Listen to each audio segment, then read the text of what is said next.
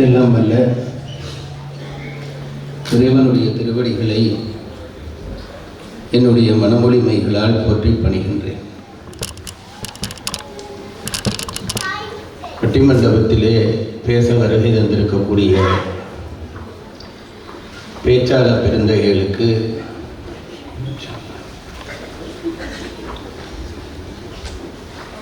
என்னுடைய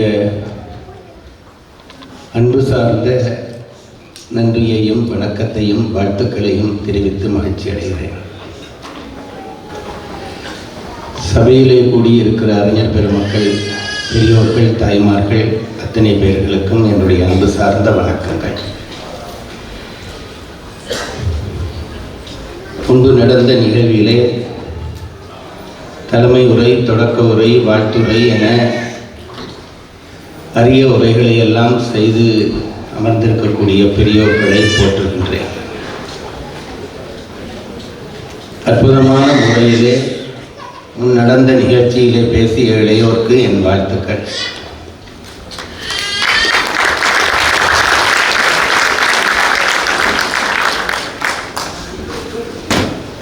நீண்ட நாட்களுக்கு பிறகு மெல்பர்னிலே நடக்கக்கூடிய கம்பன் விழா. நண்பர் குமாரதாசன் கடந்த 2 மாதங்களாக அவரும் தூங்கவில்லை, என்னையும் தூங்க விடவில்லை. எனக்கு என்னவோ இந்த விழா சிறக்கிறதோ இல்லையோ, அவருக்காவது இந்த விழாவுக்கு பெரிய கூட்டம் வந்து சிறப்புற வேண்டும் என்று நான் கடவுளை பிரார்த்தித்தபடி இருந்தேன். அந்த பிரார்த்தனை நிறைவேறி இருப்பதை இந்த சபை நிரூபிக்கிறது. அதற்காக என்னுடைய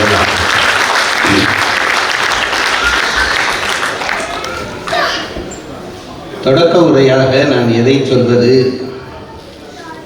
என்று மனதுக்குள்ளே போராடுகிறேன். பிள்ளைகள் எல்லாம் இவ்வளவு அழகாக பேசத் தொடங்கிய பிறகு நமக்கெல்லாம் என்ன வேலை என்று கூட தோன்றுகிறது.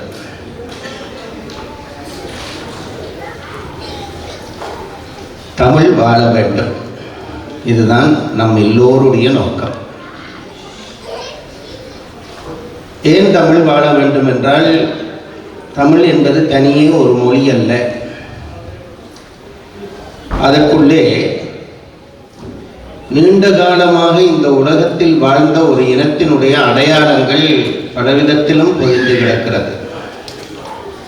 கலையாக, கலாச்சாரமாக, தத்துவமாக, சமயமாக, இன்னும் எத்தனையோ விதத்திலே நம்முடைய தமிழ் அடையாளங்கள் எல்லாம் மொழிக்குள்ளே பொருந்தி கிடக்கின்றன. அதனாலே தான் தமிழ் மொழி வாழ வேண்டும் என்று நான் சொல்கிறேன். இன்றைக்கு தமிழ்நாட்டிலே எல்லாம் அதிகமாக இந்த தமிழ் மொழி வாழ வேண்டும் என்று சொன்னாலே மற்ற ஒரு வழி சாக வேண்டும் என்கின்ற அர்த்தத்திலே சொல்ல தொடங்குகிறார்கள். எனக்கு அதிலே உடன்பாடு இல்லை. தமிழ் எல்லா மொழியையும் தனக்குள்ளே அணைத்துக் கொள்கிற ஒரு மொழி, எந்த மொழியையும் அழிக்க நினைக்கிற ஒரு மொழி அல்ல. அப்படி நினைத்தபடியால் தான், அறிவீனத்தாலே ஒரு சிலர் அப்படி நினைத்தபடியால் தான் எங்களுடைய இலங்கை மண் இன்றைக்கு இப்படி சிதைந்து கொண்டிருக்கிறது. தமிழ் வாழ்ந்தால் சிங்களம் அழிந்துவிடும் என்று ஒரு சில மூடர்கள் நினைத்தார்கள். அதனாலே ஒட்டுமொத்த இலங்கையும் இன்றைக்கு அழிந்து கொண்டிருக்கிறது. தமிழ் எந்த மொழியையும் அழைக்கின்ற ஒரு மொழி அல்ல, எல்லா மொழிகளுக்கும் தானம் செய்கிற ஒரு மொழி. அது மட்டுமல்ல, உயர்ந்த விடயங்கள் வேறு மொழியிலே இருந்தால் அதை வெட்கம் இல்லாமல் கை நீட்டி வாங்கிக் கொள்கிற ஒரு மொழி. அதனாலேதான் இன்றைக்கு 2000 ஆண்டுகளுக்கு முன்பு பிறந்த தொல்காப்பியம் என்கின்ற இலக்கண நூல், தமிழினுடைய தொன்மைக்கு அது ஒரு சான்று. ஒரு இலக்கண நூல் உருவாக வேண்டுமானால், சாதாரண ஒரு இலக்கண நூல் உருவாக வேண்டுமானால், அந்த இலக்கண நூல் உருவாவதற்கு முன்பாக ஒரு 1000-2000 ஆண்டு அந்த மொழி பயிலப்பட்டு கொண்டு வந்திருக்க வேண்டும். அப்பொழுதுதான் இலக்கணத்தை உருவாக்கலாம். மக்கள் பேசுகிற பேச்சிலே இருந்துதான் இலக்கணத்தை எடுக்கிறார்கள். ஆகவே ஒரு இலக்கண நூல் உருவாக வேண்டுமானால் பல 100 ஆண்டுகள் ஒரு மொழி பயிலப்பட்டிருந்தால் தான் அதிலே இருந்து ஒரு இலக்கண நூல் உருவாக்க முடியும். தொல்காப்பியம் என்பது இன்றைய மொழியியலாளர்கள் என்று சொல்லப்படுகிற நாகரிகமான மொழி பயின்றவர்கள் கூட நினைக்க முடியாத ஒரு மொழி எல்லைகளை தொட்ட ஒரு இலக்கண நூல். அதை பற்றியெல்லாம் சொல்ல எனக்கு நேரம் இல்லை. தமிழ் மொழியினுடைய இலக்கணம் பற்றி நான் இலக்கணத்தை அதிகம் ஆழமாக படித்தவன் அல்ல, ஆனால் ஆழமாக படித்த ஒருவரிடம் படித்தவன். அதனாலே அதனுடைய ருசி தெரியும் எனக்கு. அதனுடைய முழுமையான பெருமதி தெரியாவிட்டாலும் அதனுடைய சுவை தெரியும் எனக்கு. அந்த இலக்கண நூலை பற்றி என்னுடைய ஆசிரியர் சொல்லுகிற சில விடயங்களை கேட்டு நான் வியந்திருக்கிறேன். இப்படி ஒரு இலக்கண நூலை 2000 ஆண்டுக்கு முன்பு ஒருவர் செய்தாரா? அத்தகைய ஒரு இலக்கண நூல் உருவாகி இருக்கிறது என்றால் உங்களுக்கு தெரியுமோ இல்லையோ தெரியவில்லை. இலக்கண நூல்களிலே எழுத்து பிறப்பு என்று ஒரு பகுதி முன்னே வைத்திருக்கிறார்கள் தொல்காப்பியத்தில்.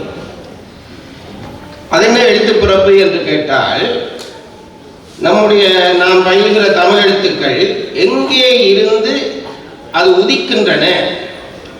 ஒரு மொழி பிறக்க வேண்டுமானால், ஒரு அச்சரம் பிறக்க வேண்டுமானால் அது ஒரு இடத்திலே போய் காற்று உந்த வேண்டும்.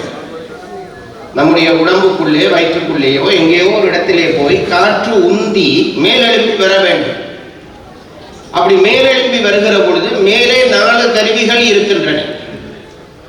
நாக்கு, பல், அன்னம், உதடு என்று 4 கருவிகள் இருக்கின்றன. அப்படி மேலெழுப்பி வருகிற சத்தத்தை அந்த 4 கருவிகளும் திசை திருப்ப ஒவ்வொரு அச்சரங்களாக அச்சரங்கள் பிறக்கும் என்று சொல்கிறார். அப்படி அந்த பிறப்பு பற்றி சொல்லுகிற தொல்காப்பிய அந்த சூத்திரங்களுக்குள்ளே ஒரு அச்சரம் பிறப்பதானால் காத்து எங்கே உந்த வேண்டும். எல்லாத்துக்கும் ஒரு இடத்துல உந்துவதில்லை. எங்கே உந்தி கிளம்பி மேலே வந்து எந்த உறுப்பு வேலை செய்தால் அந்த அச்சரம் பிறக்கும் என்பது பற்றி தெளிவாக சொல்லி இருக்கிறார். நான் சாதாரணமாக மாணவர்களுக்கு சொல்கிற பொழுது சொல்கிறது, இப்படி ஈ என்று ஒரு எழுத்து இருக்கிறது. நாங்கள் பல பேர் ஈ என்றால் பல்லை இழிக்கிறது என்று நினைத்துக் கொண்டிருக்கிறோம். அப்படி அல்ல. இந்த ஈ என்ற எழுத்து ஆனா அவனா ஈனா என்ற எழுத்து அல்லது ஈ என்ன என்ற எழுத்து, அது குற்றெழுத்தோ நெட்டெழுத்தோ, அது எப்படி பிறக்கும் என்றதுக்கு அவர்கள் சொல்கிறார்கள். பல்லை காட்டு, அந்த பல்லை ஈ என்பதல்ல அந்த எழுத்து பிறக்கிற முறை. உள்ளே இருந்து எங்கே இருந்து காற்று வர வேண்டும் என்று சொல்லி இருக்கிறார்கள். நம்முடைய நாக்கினுடைய அடிப்பகுதியை விரித்து கடைவாய் பல்களை முட்ட வைத்தால் அந்த இடத்திலே ஈ என்ற எழுத்து பிறக்கும். நீங்கள் வேண்டுமானால் வீட்டிலே போய் அதை சோதித்து பாருங்கள். என்றால் இப்ப எல்லாரும் ஈ என்று தொடங்கினால் ஏற்பாடு கஷ்டமாக போய்விடும். நீங்கள் செய்து பார்த்தால் தெரியும். நான் அந்த அடிநாக்கை விரித்து ஈ என்று நீங்கள் எழுத்தை சொல்லி பாருங்கள். ஈ என்று சொன்னால் அந்த அடிநாக்கை விரிந்து கடைவாய் பல்லிலே முட்டும். இப்படி ஒவ்வொரு எழுத்தும் எப்படி பிறக்கும் என்று தொல்காப்பியர் சொல்லி இருக்கிறார். யாழ்ப்பாணத்திலே என்னுடைய ஒரு ஆசிரியர் இருந்தார், பண்டிதர் சச்சிதானந்தம் என்ற ஒரு ஆசிரியர். முதல் நிகழ்ச்சியிலே பிரசாந்தம் கூட சொன்னார். அவர் ஒரு போக்கு. அவர் என்ன செய்தார், இந்த எழுத்து பிறப்பெல்லாம் தொல்காப்பியத்திலே சொல்லி இருக்கிறது சரி என்பதை நிரூபிப்பதற்கு, டாக்டர்லாம் இருக்கிற பொழுது நான் அதை சொல்லக்கூடாது, இந்த பேரியம் எக்ஸ்ரே என்று ஒரு எக்ஸ்ரே எடுப்பார்களாமே, இந்த வயிற்றிலே ஏதாவது நோய் வந்தால் அதை குடிச்சுட்டு வயிற்றிலே இருக்கிறதா என்று பார்ப்பதற்கு.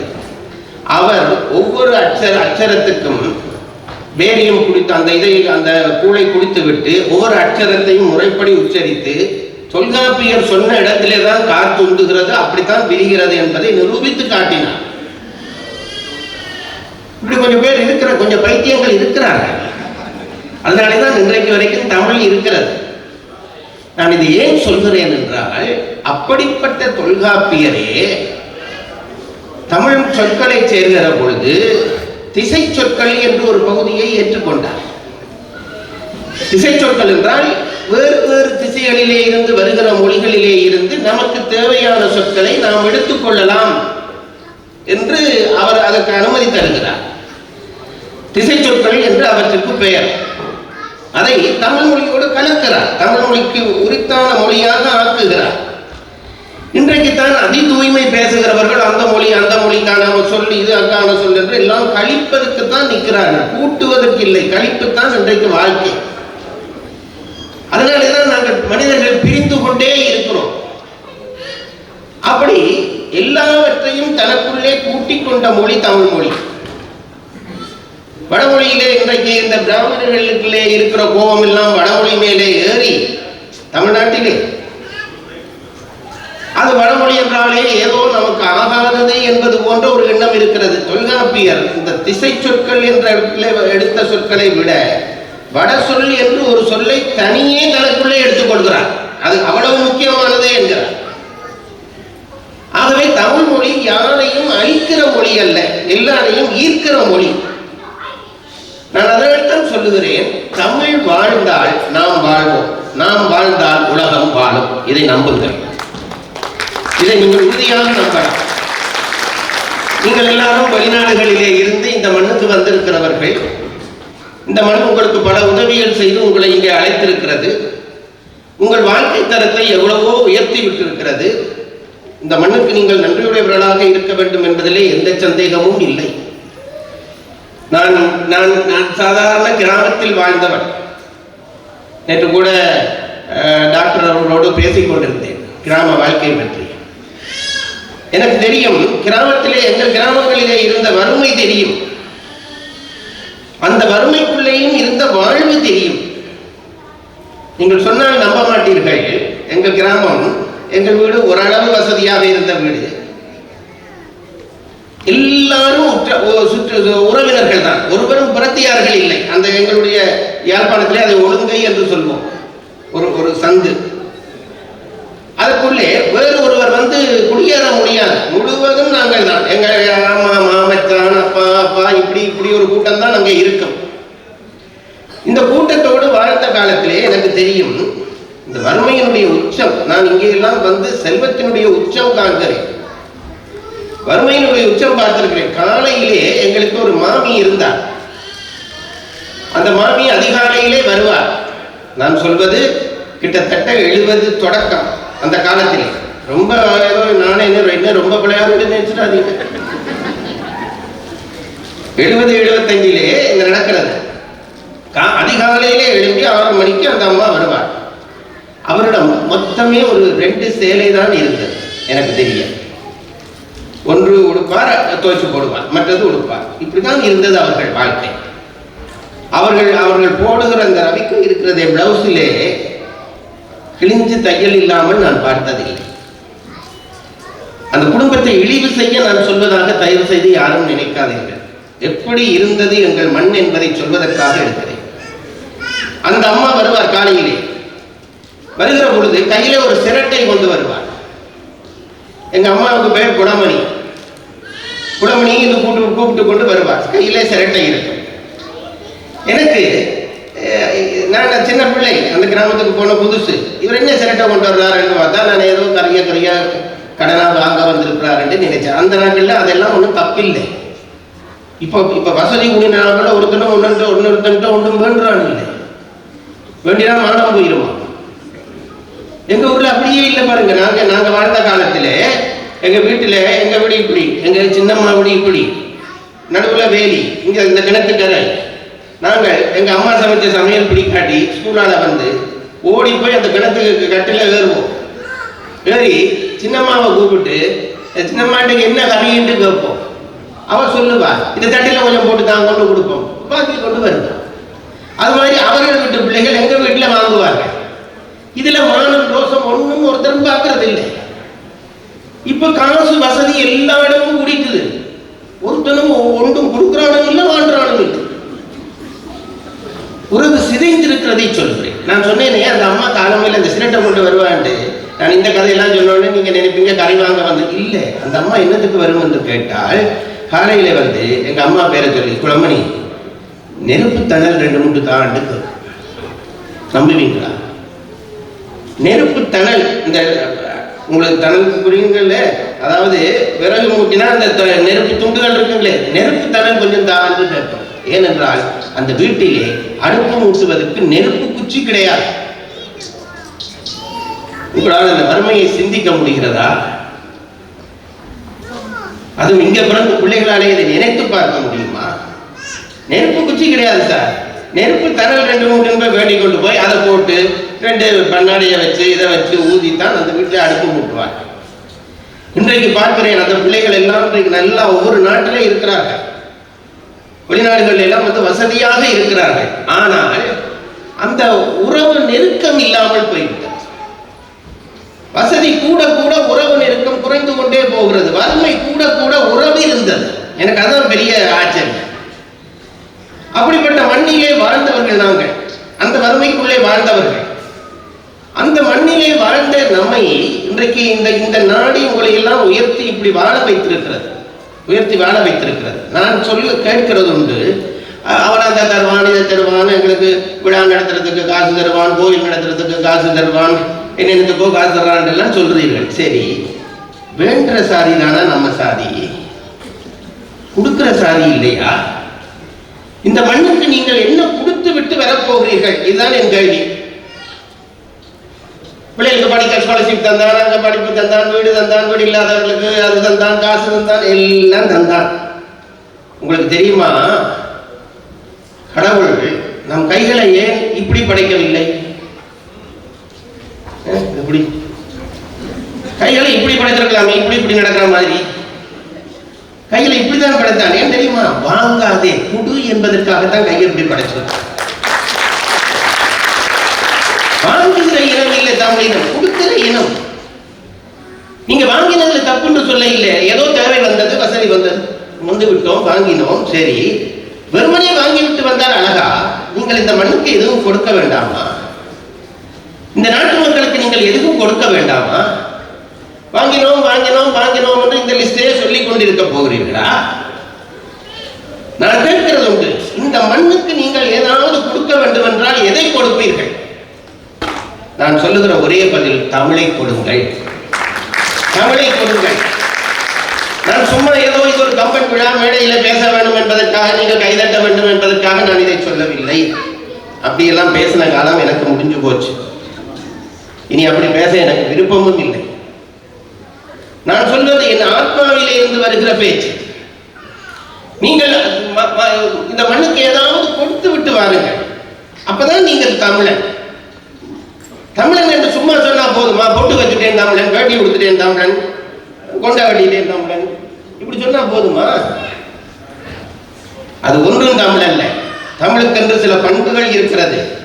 தமிழன் வாங்க மாட்டான், வாங்கினாலும் அதற்கு இரட்டிப்பாக கொடுப்பான். நீங்கள் இந்த நாட்டிடமிருந்து வாங்கினேன் என்று இப்ப நான் சொன்னேன் பட்டியல், இந்த பட்டியலுக்கு சமமாக கொடுக்க உங்கள்கிட்ட ஏதாவது இருக்கிறதா? ஒன்றும் இல்லை. ஆனால் தமிழ் இருக்கிறது. அதை கொடுத்தீர்களானால் நீங்கள் வாங்கியதை விட பன்மடங்கு கொடுத்தவர்கள் ஆவீர்கள். அதில் சந்தேகம் இல்லை, பன்மடங்கு கொடுத்தவர்கள் ஆவீர்கள். அதனாலேதான் தமிழை உலகம் முழுவதும் பரப்ப வேண்டும். அதற்காகத்தான் இந்த கம்பன் விழா என்று நான் நினைக்கிறேன். பாரதிக்கு ஒரு சந்தேகம் வந்தது, அதை சொல்லி நான் தொடங்குகிறேன். நேரம் இல்லாதபடியா மூட் வந்தாலும் பேச முடியாமல் இருக்கிறது. பாரதிக்கு ஒரு சந்தேகம் வந்தது, தமிழ் அழிந்து போகுமோ என்று சந்தேகம் வந்தது. பாரதிக்கு வந்தது. அவனை பேர்பட்ட கவிஞன், அவனே சந்தேகப்பட்டான், தமிழ் மொழி அழிந்து போய்விடுமோ என்று சந்தேகப்பட்டான். நான் இதை பல இடங்களிலே சொல்லி இருக்கிறேன். யாரிடம் கேட்பது? காலம் என்ற ஒன்றுக்குள்ளே அகப்பட்டவர்கள் நாங்கள் எவ்வளவுதான் புத்திசாலித்தனமாக பதில் சொன்னாலும் கால எல்லையை மீறி சொல்ல முடியாது. கால எல்லையை மீறி பதில் சொல்லக்கூடியவன் தான் இந்த கேள்விக்கு பதில் சொல்லலாம். தமிழ் நிலைக்குமா அழிந்து போகுமா என்ற கேள்விக்கு கால எல்லையை கடந்து பதில் சொல்ல வேண்டும். அதை சொல்ல யாருக்கு தகுதி இருக்கிறது தெரியுமா? விதிக்குத்தான் தகுதி இருக்கிறது என்று பாரதி நினைத்தான்.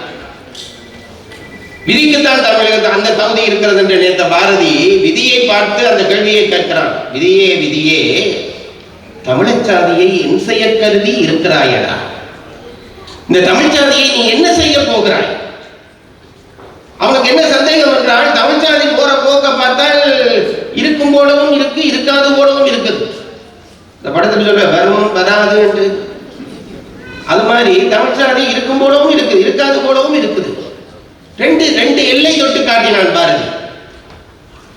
என்ன சொல்லுகிறான்? எந்த சாதி இருக்கும் என்றால், தயவு செய்து இதை கேளுங்கள், எந்த சாதி இந்த உலகத்திலே நிலைத்து இருக்கும் என்றால், சார்பினுக்கெல்லாம் தகத்தக மாறி தன்மையும் தனது தர்மமும் மாறாது என்றும் ஓர் நிலையாய் இருந்து நின் அருளால் வாழ்ந்திடும் பொருளோடு வகுத்திடுவாய். விதியை பார்த்து சொல்லுகிறான். என்ன என்றால் எந்த எந்த மொழி எந்த இனம் நிலைக்கும் என்று கேட்டால் பாரதி சொல்லுகிறான், காலத்துக்கு ஏற்ற மாதிரி மாறு, மாறாம விடாதே. சில பேர் பிடிவாதமா நான் மாற மாட்டேன், வேட்டி கொடுத்தாதான் தமிழன், சால்வை போட்டாதான் தமிழன், அப்படி இல்லடா, உனக்கு வசதியான உறுப்பை போடு. பாரதி சொல்லுகிறான், சார்பினுக்கெல்லாம் தகத்தக மாறி 16 கஜம் புடவை, 8 கஜம் புடவையாகி, 6 கஜம் புடவையாகி, சுடிதாராகி, அந்த லெவலில் நிப்பாட்டுறேன். தப்பில்லை. கால மாற்றத்துக்கு உடன்படாதவன் அழிந்து போவான். அதனாலே பாரதி சொல்லுகிறான், மாறு, சார்பினுக்கெல்லாம் தகத்தக மாறி. ஆனால் ஒரு நிபந்தனை, மாறுகிறேன் என்பதற்காக எல்லாம் மாறுகிறார். எல்லாம் மாறினா பிறகு நீ யார்? எனக்கு ரொம்ப கவலை. இப்ப கனடாவுக்கு வந்தோடனே நீ கனடாவுக்கு ஏற்ற மாதிரி மாறத்தான் வேணும். நான் இல்லை என்று சொல்லவில்லை. அல்லது ஆஸ்திரேலியாவுக்கு வந்தோடனே ஆஸ்திரேலியாவுக்கு ஏற்ற மாதிரி மாறத்தான் வேணும் சொல்லவே இல்லை. நான் இல்லை என்று சொல்லவில்லை. ஆனா முழுக்க நீ ஆஸ்திரேலியாக்காரனா மாறிட்டா அப்புறம் ஏன் நீ யார்? உன் சந்ததிக்கு நீ யார் என்று சொல்வாய்? மாறவும் வேணும், மாறவும் கூடாது. இது பாரதி சொல்கிறான். சார்பினுக்கெல்லாம் தகத்தக மாறி தன்மையும் தனது தர்மமும் மாறாது. இது மிக முக்கியம். உன் இனத்துக்கென்று ஒரு தர்மம் இருக்கிறது அல்லவா, அதை மாற விட்டு விடாதே. என்ன 6 முழம் 8 முழம் 10 முழம் சுடிதார் போடுறியா, போடு.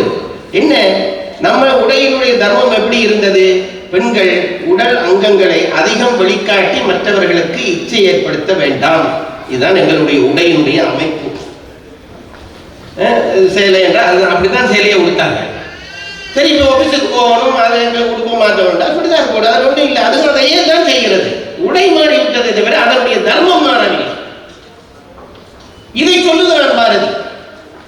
சார்பினுக்கெல்லாம் தகத்தக மாறி தன்மையும் தனது தர்மமும் மாறாது சொல்லிவிட்டு சொன்னான், என்றும் ஓர் நிலையாய் இருந்து நின் அருளால் வாழ்ந்திடும் பொருளோடு வகுத்திடுவாயோ.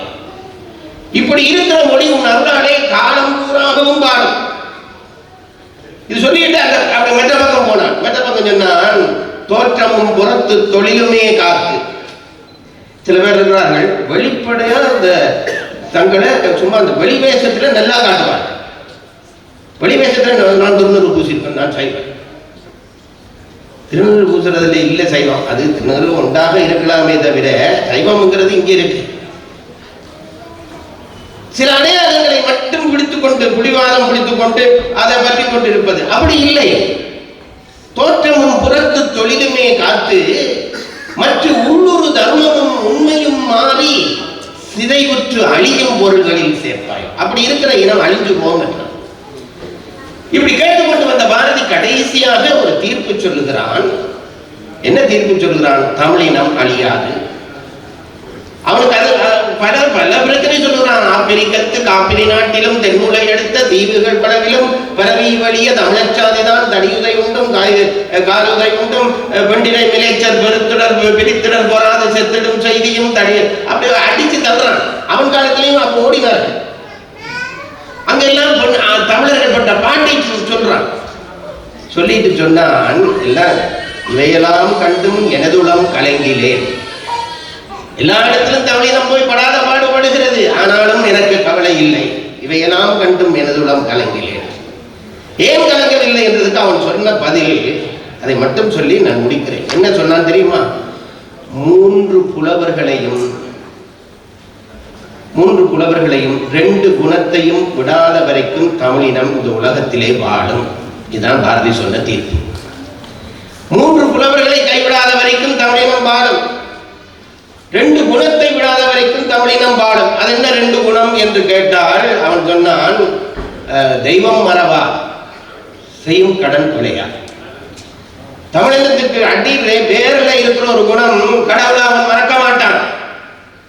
கனடாவுக்கு போ, ஆஸ்திரேலியாவுக்கு போ, சிட்னிக்கு போ, மெல்பர்னுக்கு போ, எங்க போ, ஒரு கோயில் கட்டு, நம்ம அம்மாவை கும்பிட வேணும், நம்ம சாமியை கும்பிட வேணும், கும்பிடு. இதுதான் தமிழன். தெய்வம் மறவான். அவன் போய் இப்ப சிட்னி முருகன்ல கும்பிடுங்க. எத்தனை பேர் சிட்னி முருகனை கும்பிடுறான்னு கேட்கிறீங்க? நல்லூர் முருகனை கும்பிடுறான் ஐயா.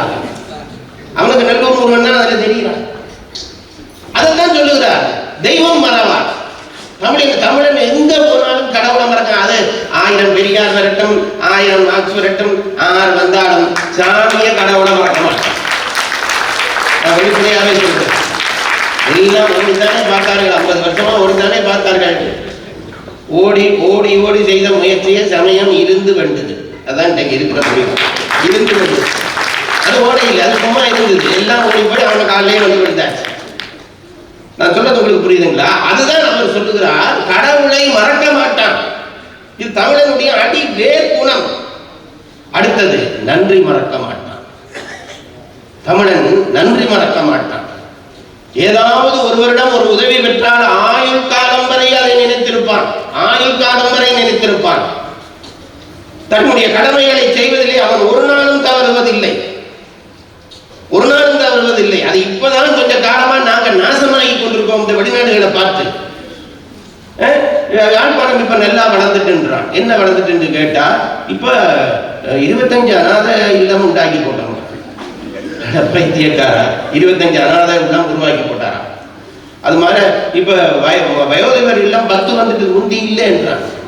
முந்தி தாண்டா நல்லா இருந்தது உண்ட நாடு. வயோதிபர்களை கொண்டு போய் இல்லத்துல விடுறியே, நீ உருப்பட்டுவியா? முதியோர், உன்னை வாழ வச்ச முதியோர்களை கொண்டு போய் இல்லத்துல விடுகிறியே, உன்னை பிள்ளைகளை பாதுகாக்க முடியாம கொண்டு போய் இல்லத்துல விடுறியே. இதுதான் நம்முடைய வளர்ச்சியா? ஒரு காலம் யாழ்ப்பாணத்திலே அப்படி விட்டிருக்க மாட்டார்கள். நான் என்ன ஊரை பற்றி சொல்லுகிறேன். தமிழ்நாட்டிலும் அதுதான். வயது போன ஒரு தாயை கொண்டு போய் விட்டா அந்த ஊர் முழுவதும் அவனை ஒரு துரோகி பார்க்கிற மாதிரி, துரோகிய பார்க்கிற மாதிரி தான் பார்க்கும். இன்றைக்கு நாகரிகமாகிவிட்டது. அதனாலதான் பாரதி சொன்ன 2 குணம், தெய்வம் மறவா, செய்யும் கடன் கொலையா. சரி, அடுத்தது ஏதோ 3 புலவர்கள் இருக்கும்னு சொல்லி யார் என்று கேட்டோன்னு சொன்னான், சிலப்பதிகார செய்யுள் கருதியும். பாரதி சொல்லுகிறான், சிலப்பதிகார செய்யுள் கருதியும், திருக்குறள் உறுதியும் தெளிவும் விரிவும் ஆழமும். திருக்குறள் சிலப்பதிகார செய்யுள் கருதியும், திருக்குறள் உறுதியும் தெளிவும் விரிவும், தெளிவும் பொருளின் ஆழமும் விரிவும் அழகும் கருதி இல்லையோ அது சொல்லிட்டு சொன்னார். இவ்வளவும் இருக்க மாட்டோம். திருக்குறளுக்கு இது ஒரு முன்னுரை பாருங்க. திருக்குறள் உறுதி, தெளிவு, பொருளின் ஆழம், விரிவு, அழகு, இவ்வளவும் இருக்கிற மொழி ஒரு திருக்குறள் இருக்குடா, அதை வச்சது தமிழழியா.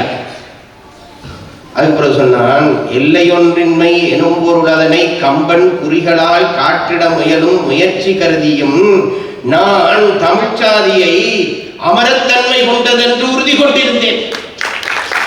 இந்த 3 புலவர்களும் இருக்கும் வரைக்கும் தமிழ ஒரு பிள்ளை தொட முடியாதுங்க.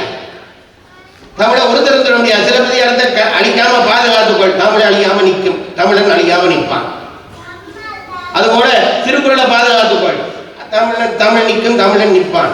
கம்பராமாயணத்துக்கு அவன் சொன்ன அழகு இருக்குதே, அதை எப்படி சொல்றது? எல்லையொன்றின்மை எனும் பொருள் அதனை கம்பன் குறிகளால் காட்டிட முயலும் முயற்சி. அதுக்கு அவன் என்னென்னவோ எழுதிட்டு போயிட்டான். என்ன தெரியுமா? உயர்ந்த விடயங்கள் எதற்கும் முடிவில்லை.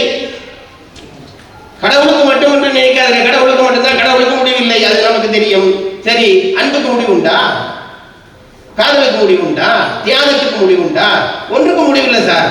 அப்படி முடிவில்லாத பொருளை எப்படி காட்டுவது? ஒரு பொருளை காட்ட வேண்டுமானால் அதற்கு தொடக்கம் முடிவு இருக்க வேண்டும். தொடக்கமும் முடிவும் இருந்தால் தான் அது ஒரு பிண்ட பொருளாக மாறும். அப்பதான் அதை பார்க்கலாம். அதை ஒரு பொருள் என்று நினைக்க முடியுதா? ஏன் அதுக்கு கண்ணில தெரியும், எங்க தொடங்கிச்சு எங்க முடியுதுன்னு தெரிய இல்லையே. தொடக்க முடிவு தெரியாது, காட்ட முடியாது. அப்ப தொடக்க முடிவு இல்லாத உயர்ந்த பொருள் எல்லாவற்றுக்கும் தொடக்கமும் முடிவில்லை என்றால் அப்ப உயர்ந்த பொருள் ஒன்றையுமே காண முடியாதா? காண முடியாதுதான். அப்படி காண முடியாத விஷயத்தை கம்பன் குறிகளால் தொட்டு காட்டினான் என்றான் கம்பன். பாரதி காண முடியாத விஷயத்தை குறிகளால் தொட்டு காட்டினான். நீங்க எனக்கு இங்க இருந்து நான் சும்மா சொல்றேனே, சிட்னி தெரியுமா? இங்க இருந்து சிட்னி தெரியாது. ஆனா வீதியில ஒரு போர்ட் வச்சிருக்கான், இப்படி அம்புக்குறி போட்டு சிட்னி.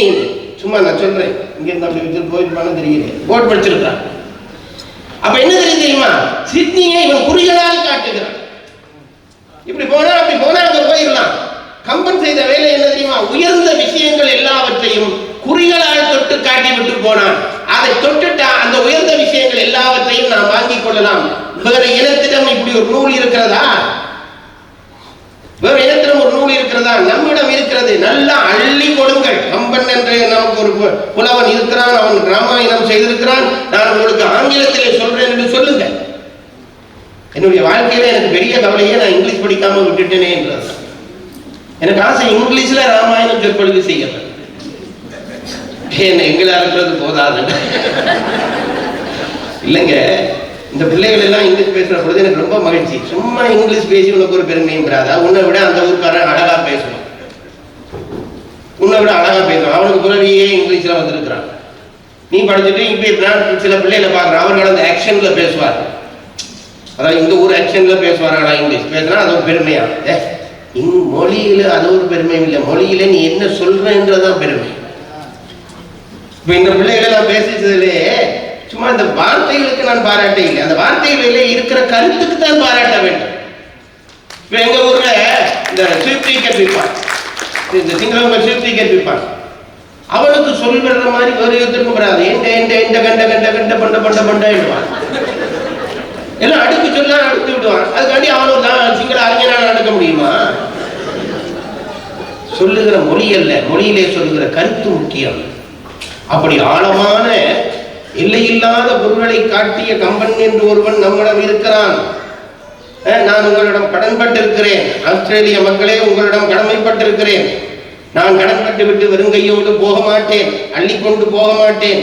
இதோ என்னிடம் ஒரு பெரிய சொத்து இருக்கிறது. பல நூற்றாண்டுகளாக சிந்தித்து சிந்தித்து சிந்தித்து தொட முடியாத இடங்களை தொட்ட ஒரு காவியம் என் கையிலே இருக்கிறது, தருகிறேன், வாங்கிக் கொள்ளுங்கள் என்று கொடுத்து விட்டு வாருங்கள். அன்றைக்குத்தான் நீங்கள் தமிழர், அன்றைக்குத்தான் நீங்கள் தமிழர். சும்மா இங்கிலீஷ் பேசி யாரோடையும் தமிழர்களாக மாட்டீர்கள். இந்த அளவிலே என் தலைமை உரையை முடிக்கிறேன். விட்டால் நான் இப்படியே பேசிக் கொண்டிருப்பேன். பட்டிமண்டப பேச்சாளர்கள் என்னை திட்ட தயாராக காத்திருக்கிறார்கள். இனி பட்டிமண்டபத்துக்குள்ளே நாங்கள் நுழைகிறோம். என்னவோ தெரியவில்லை, இன்றைய நிகழ்ச்சிகள் எல்லாம் உறவு சார்ந்து வந்திருக்கிறது. முன்னே பேசினவர்களும் உறவு சார்ந்து பாத்திரங்களை பேசினார்கள். இப்பொழுது 3 தம்பியர்கள், ராமாயணத்திலே வருகிற 3 தம்பியர்கள் என்ன செய்தார்கள் என்றால், 3 தம்பியர்கள் அவர்கள் செய்த தியாகம். இன்றைக்கு பெரிய பிரச்சனை என்னவென்றால், அண்ணன் தம்பியே இல்லாத குடும்பங்கள் தான் இன்றைக்கு அரவாசி குடும்பம். ஒரு காலத்திலே சொன்னார்கள் 2க்கு என்ன 3க்கு மேலே வேண்டாம் என்றார்கள், 2க்கு மேலே வேண்டாம் என்றார்கள். இப்ப 1க்கு மேலே வேண்டாம் என்பதுதான் இப்ப எல்லாருடைய லட்சியம். இன்னும் கொஞ்ச நாள்ல பாதி போதும்ன்றாங்களோ தெரியவில்லை. அண்ணன் தம்பி அக்கா தங்கச்சி என்று உறவாக வாழ்ந்த இனம் நம் இனம். அந்த இனத்தினுடைய அடிப்படையிலே சொல்கிறேன். அப்படி வாழ்வதனுடைய உயர்வு என்ன என்பதை காட்டப் போகிறார்கள். தம்பியர் 3 வாழ்ந்து காட்டியிருக்கிறார்கள். வேறு வேறு இனத்தை சார்ந்தவர்கள். ஆனால் அவர்கள் செய்த தியாகம் என்பது உச்சம் தொட்டு நின்றது. அந்த தியாகத்திலே, அதாவது சகோதர பாசத்திலே சகோதர பாசத்தினாலே தியாகம் செய்வதிலே உச்சம் தொட்ட பாத்திரம் எது என்று 3 பாத்திரத்தை எடுத்துக்கொண்டிருக்கிறார்கள். ஒருவன் பரதன், இலக்குவன், கும்பகர்ணன் என்று 3 பாத்திரங்கள். இதிலே எது உயர்ந்த இடத்தை தொட்டது, அதாவது தியாகம் சகோதர பாசத்தாலே தியாகம் செய்வதிலே உச்சம் தொட்ட பாத்திரம் எது என்பதுதான் இன்றைய பட்டிமண்டபத்தினுடைய கேள்வி. பேச வந்திருக்கிற பேச்சாளர்கள் எல்லாம் பெரும் பேச்சாளர்கள், எனக்கு நட்பானவர்கள். சகோதரி சுமதி அவர்கள் தமிழ்நாட்டிலே இருந்து வந்திருக்கிறார். நான் அவரை ரொம்ப மதிக்கிற ஒரு பேச்சாளர்.